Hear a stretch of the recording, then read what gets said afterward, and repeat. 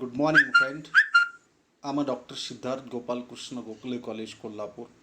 आज आपण या ठिकाणी सामाजिक परिस्थितिकी विज्ञान यामधील घटक क्रमांक 2 आणि तो घटक आहे जैवविविधता आणि तिचे संवर्धन, बायोडायव्हर्सिटी अँड इट्स कॉन्झर्वेशन. मित्रो, या ठिकाणी आपण जैवविविधतेचा अर्थ या अनुषंगानं मांडणी करणार आहोत. या ठिकाणी जैवविविधता आणि जैवविविधतेचा अर्थ या अनुषंगानं विचार करताना आपणास सजीव सृष्टी अस्तित्वात असणारा एक महत्त्वाचा ग्रह म्हणून पृथ्वीकडे बघितलं जातं आणि पृथ्वीवरील विविध जैविक साधन संपत्तीच्या अस्तित्वामुळेच या ग्रहावर मानवी जीवन शक्य झालेलं आहे. प्राचीन कालखंडापासून या मानवी जीवनामध्ये फार मोठ्या प्रमाणामध्ये बदल होत आहेत. विज्ञान आणि तंत्रज्ञानाची प्रगतीसुद्धा खूप मोठ्या प्रमाणावर झालेली आहे आणि मागच्याच आठवड्यामधली एक महत्त्वपूर्ण अशा स्वरूपाची बातमी होती की स्पेसमध्ये जे 2 अंतराळवीर गेलेले होते तर त्याची उतरण्याची व्यवस्था अमेरिकेच्या नासाने हे समुद्रामध्ये केलेली होती. आणि सांगण्याचा मुद्दा हा की विज्ञान आणि तंत्रज्ञानाच्या प्रगतीमध्ये खूप मोठ्या प्रमाणात बदल आणि प्रगती झालेली आपणास दिसून येते. पृथ्वीवरील काही प्राणी आणि वनस्पतींच्या प्रजातींचा जे काही अधिवास आहे किंवा वंश आहे तो नष्ट होण्याच्या मार्गावर आहे आणि प्रचंड प्रमाणामध्ये वाढणारी लोकसंख्या, त्यामुळे वाढलेल्या विविध साधन संपत्तीचा वापर, वाढणाऱ्या वसाहती, शेती क्षेत्र यामुळे गेल्या 50 वर्षात निसर्गाच्या ऱ्हासाचा एक वेग अधिक दुपटीने झालेला आहे. आणि त्यामुळेच आपण आज बघतो की कोरोनासारखा जो काही विषाणू आज संपूर्ण पृथ्वीतलावर थैमान मानलेला आहे, जगामधले अनेक लोक त्यामध्ये मृत्युमुखी पडलेले आहेत, हे एक त्याचंच म्हणजे प्रतिबिंब किंवा त्याचाच एक भाग असल्याचं आपल्यास लक्षात येतं. कृषी संस्कृतीच्या उगमापासून ते मानवी अस्तित्व प्रगत जे झालेलं आहे, वन्य प्राणी प्रजाती व वनस्पती यांच्या दैनंदिन जीवनावर मानवी जीवन हे अवलंबून राहिलेलं आहे आणि अनेक वन्य प्रजातीचा वेगाने ऱ्हाससुद्धा आज सद्यस्थितीमध्ये होताना दिसत आहे. हे अनेक शास्त्रज्ञांच्या लक्षात आलेलं आहे. यापैकी अनेक प्रजाती या मानवास अजूनही अज्ञात आहेत. या पृथ्वीतलावर किंवा या एकूणच ब्रह्मांडामध्ये अनेक प्रजाती अशा आहेत ज्याचा आणखी शोध मानवाला लागलेला नाही, शास्त्रज्ञांना लागलेला नाही. सद्यस्थितीमध्ये समाजातल्या वर्चस्व निर्माण करणाऱ्या वर्गाने जो काही एक विकासाचा मार्ग स्वीकारलेला आहे त्याचा एक परिणाम म्हणून दिवसेंदिवस नैसर्गिक साधन संपत्ती ही कमी होताना दिसते आहे आणि यासाठी नैसर्गिक साधन संपत्तीवरील ताण कमी करण्यासाठी पुनर्वापर पद्धतीचा अवलंब करणे तसेच नवीन मूल्यांचा अंगीकार करून साधन संपत्तीचं संवर्धन करता येऊ शकतं. या अनुषंगानं आपल्याला या ठिकाणी विचार करायचा आहे. मित्र हो, आपल्याला या ठिकाणी जैवविविधतेच्या अर्थाच्या अनुषंगानं जैवविविधता म्हणजे सजीवामधील एखाद्या जाती, परिसंस्था किंवा पृथ्वीवरील विविधता होय आणि परिसंस्थेतील विविधता हे परिसंस्थेच्या विकोपाचं लक्षण आहे. जैवविविधता या शब्दाचा रेमंड एफ दासमन या वन्यजीव अभ्यासकाने आपल्या a different kind of country या पुस्तकामध्ये सर्वप्रथम उल्लेख केलेला आहे. विविधता टिकवून ठेवण्याच्या संदर्भात त्यांनी हा वापर केलेला आहे. जैवविविधता हा असा शब्द जैवविविधतेच्या संदर्भात वापरला जातो. सर्व ठिकाणच्या भूप्रदेशात वास्तव्य करून असणारी विविध प्रकारची जीवसृष्टी म्हणजे जैवविविधता असं म्हटलं जातं. मित्रहो, या ठिकाणी जैवविविधतेच्या काही व्याख्या आपणास घ्यावयाच्या आहेत आणि त्या माध्यमातून जो काय अर्थ अभिप्रेत होतो किंवा निघतो त्यावर आपणास भाष्य करायचं आहे. आता या ठिकाणी जैवविविधतेची व्याख्या करत असताना सी मोनाचार्य आणि पी जयाराम रेड्डी यांनी असं स्पष्ट केलेलं आहे की जैवविविधता म्हणजे विविध भूप्रदेश, सागरी आणि जल, अन्न साखळी व पर्यावरण व्यवस्थेशी निगडीत असलेल्या जीवित सृष्टीतील विविध की ज्यामध्ये प्रत्येक जीवसृष्टीतील विविधतेचा आणि पर्यावरण व्यवस्थेतील विविधतेचा समावेश होतो.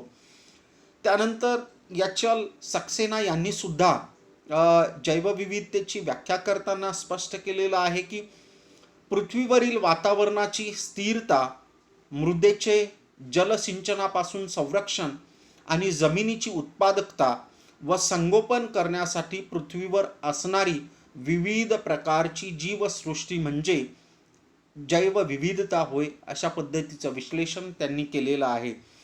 आता जैवविविधतेच्या अनुषंगानं आपण पाहत असताना जीवशास्त्रांच्या व्याख्येप्रमाणेच जैवविविधता म्हणजे जनुकाची व्यक्तता, जातीमधील विविधता आणि परिसंस्थेतील विविधता असं आपल्याला म्हणता येईल.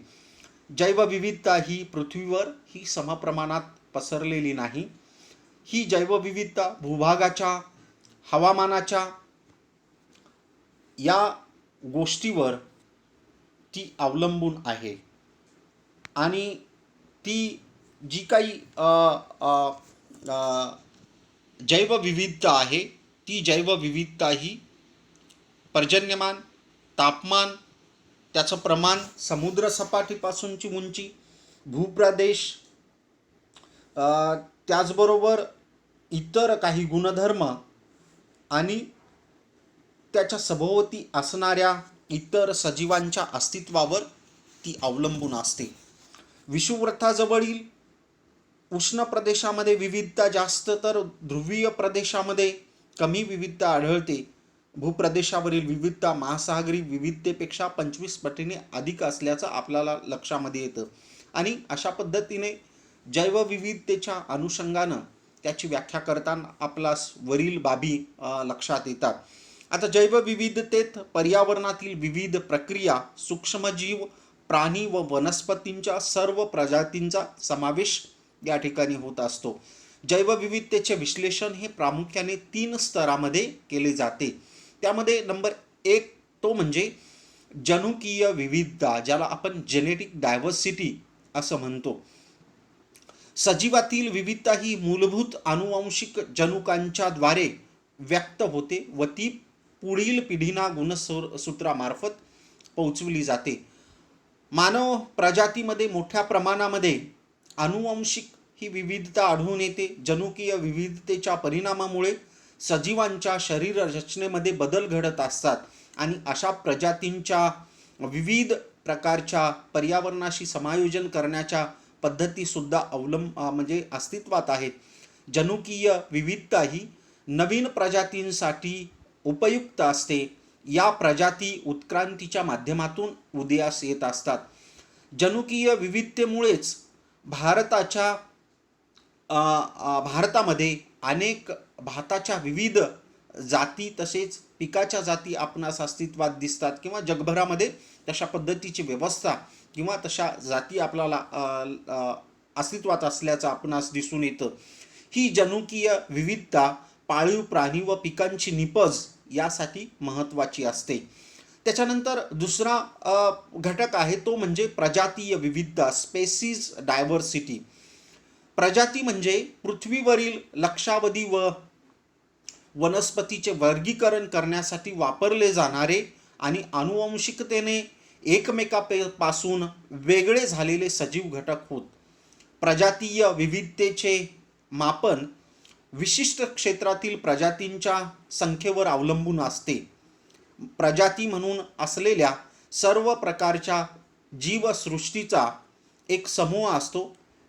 ज्यामध्ये वनस्पतींच्या, प्राण्यांच्या, सूक्ष्म जीवाणूंच्या व अळंबी सारख्या प्रजातींचा समावेश होत असतो.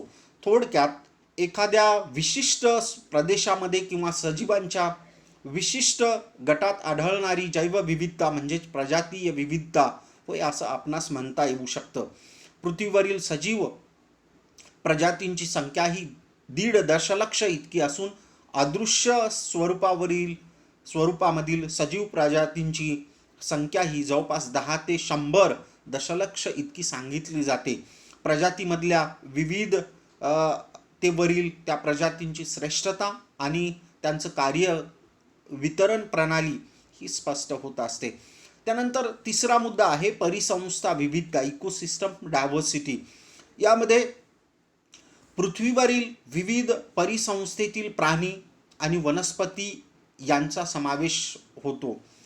कोणत्याही परिसंस्थेत त्या विशिष्ट अधिवासामधील सजीव आणि त्यांना आवश्यक असलेल्या अजैविक घटकांचा समावेश त्यामध्ये होत असतो.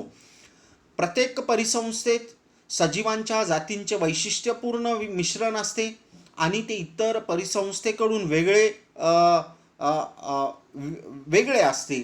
परिसंस्थेत विविधतेमुळेच पृथ्वीवरील जगण्यालायक परिस्थिती टिकून आहे. परिसंस्था विविधतेत वनस्पती, प्राणी व सूक्ष्म जीवाणूंच्या प्रजातींचा एका विशिष्ट ठिकाणच्या भौगोलिक पर्यावरणात परस्परावर कशाप्रमाणे अवलंबून असतात, या प्रजाती नैसर्गिक पर्यावरणाशी मिळते जुळते घेताना आपणास दिसून येतात. त्यांच्यामध्ये कशा प्रकारे परस्पर अंतरक्रिया घडून येतात याचा विचार या ठिकाणी होतो. यानंतर आपण पुढच्या भागामध्ये जैवविविधतेच्या मूल्यांच्या अनुषंगानं आपण विवेचन करणार आहोत. थँक्यू.